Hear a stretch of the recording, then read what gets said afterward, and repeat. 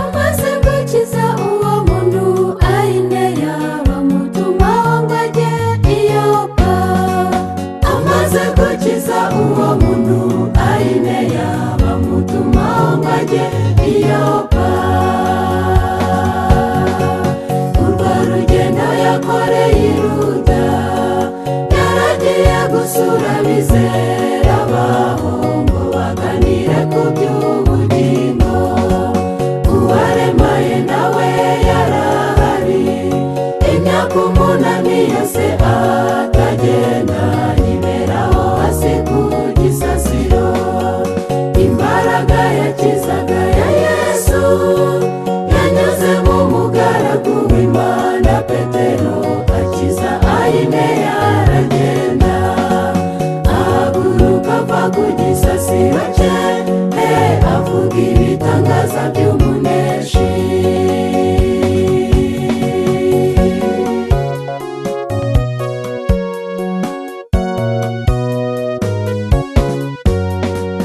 Amaze gusohora i Yopa, yahasanze amarira ateye ubwoba. Abo bagore byari bibababaje, barebaga uwo murambo wa Doruka, bakibuka n'imirimo myiza yakoraga, maze ubwo bagacura imiborogo. Yakundaga kubabohera imyenda, amaboko ye yakoraga kurusha ururimi. Byari bigoye kubura uwo muntu. Abapfakazi bakazana imyenda, bakavuga uko yabagenzerezaga.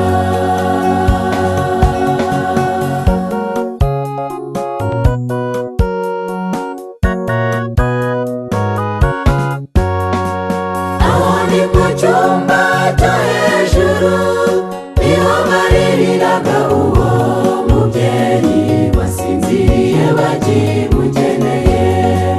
Petero ati nimusohoke, asigarana n'intumbi ya Doruka. Apfukama atabaza iyo mu ijuru, asaba Imana ngo imusubize ubugingo. Yongera akora umurimo nk'uwa mbere, yaramuhamagaye ati Tabita, iryo jwi araryumva arakanguka.